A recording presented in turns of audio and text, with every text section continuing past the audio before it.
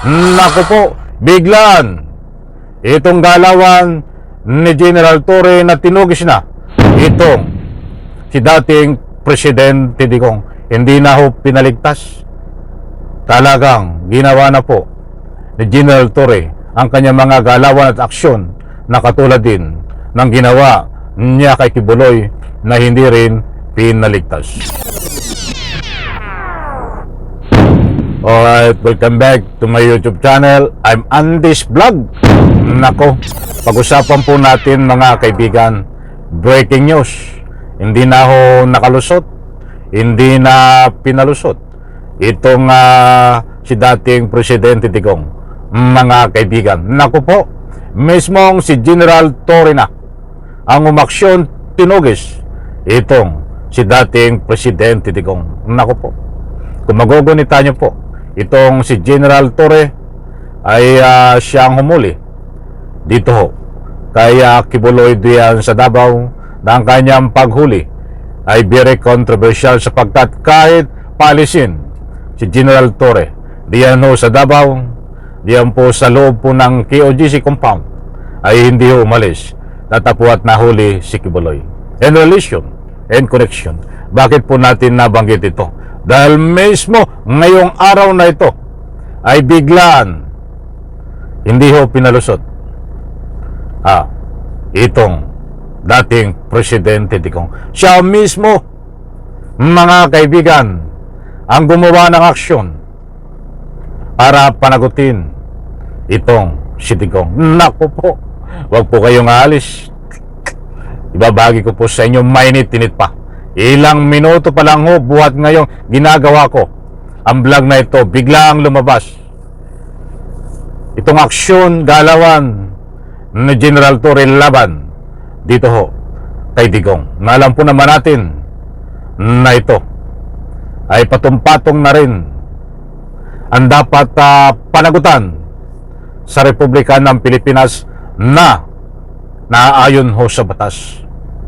Ba't ngayong araw ho na ito, si General Torre ang katapat mo, dating Presidente Digong. Ito po, huwag kayong alis. Huwag niyo pong kaligtaan panoorin. Isang like ko muna sa video na ito bago natin patuloy na talakayin ito. Ay ito ho, mainit-init pa. Mga kaibigan, ibabahagi ko po sa inyo. Marami na rin ho ang lumabas sa stream media. Lumabas sa ABS-CBN, lumabas sa News 5, lumabas sa 1PH. Mga kaibigan, ngayong araw na ito, biglaan ang paglabas na mismo si General Torre na ang umaksyon laban ho kay dating Presidente Digong. Ito po, mga kaibigan, buhat muna dito, magbatay muna tayo dito sa ika nga po 1PH. Naku po, shout out po sa lahat. Nandiyan no, naka-flash sa screen, pwede nyo pong screenshot. Kinuha ko po itong balita na ito ay 24 minutes ang nakakaraan, kaya breaking news, napakainit pa, bagong bago. Ano po ang sinasabi dito?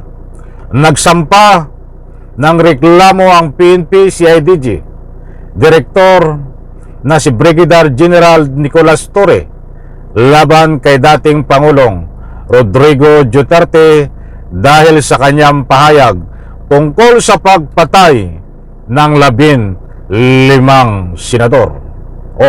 Maliwanag po mga kaibigan, ngayong araw na ito, araw ng Lunes, ay kumpirmado nagsampa ng reklamo ang PNP CIDG Direktor na si Brigadier General Torre laban kay dating Pangulong Rodrigo Duterte dahil sa kanyang pahayag tungkol sa pagpatay ng 15 senador. Abay, marami-rami ho ito. 15 buhay ng mga senador ang pinagbantaan, pinagtangkaan, paslangin ni dating Presidente Digong. Kaya ang ginawa ni General Torre ay biglang kinasuhan na po itong si dating Presidente Digong. Ano po yung mga kaso? Ito ho, kinasuhan si Duterte ng inciting to sedition unlawful, mga kaibigan. Buhat po yan sa 1PH. Dumako naman ho tayo dito sa leadership and PAC. Ipapakita ko rin po diyan sa screen. Nandyan ho, maliwanag po. CIDG Chief files inciting to sedition, unlawful utterances, complaint against ex-President Duterte. Hindi po tayo nagpapakalat ng anumang fake news. Basahin po natin sandali. CIDG Chief files inciting to sedition, unlawful utterances, complaint against ex-President Duterte. Brigadier General Torre, Chief of the Criminal Investigation Detection Group of the Philippine National Police, filed complaints of inciting to sedition and unlawful utterances against former President Rodrigo Duterte before the Department of Justice on Monday, February 17. So nakapag-file na ho diyan po sa DOJ. The complaint was based on Duterte's statement a campaign rally in San Juan City on February 13, where allegedly urged his supporters to kill 15 unnamed senators to ensure the victory of endorsed senatorial candidates and the upcoming May 12 midterm election. Nandiyan po. Kung hindi nyo po lubos maunawaan, ay pwede nyo pong i-screenshot. Nandiyan din po. At mayroon din pong post ang ABS-CBN nito, mga mahal kong taga-subaybay. Naku po, ay baka tayo kulangin sa oras.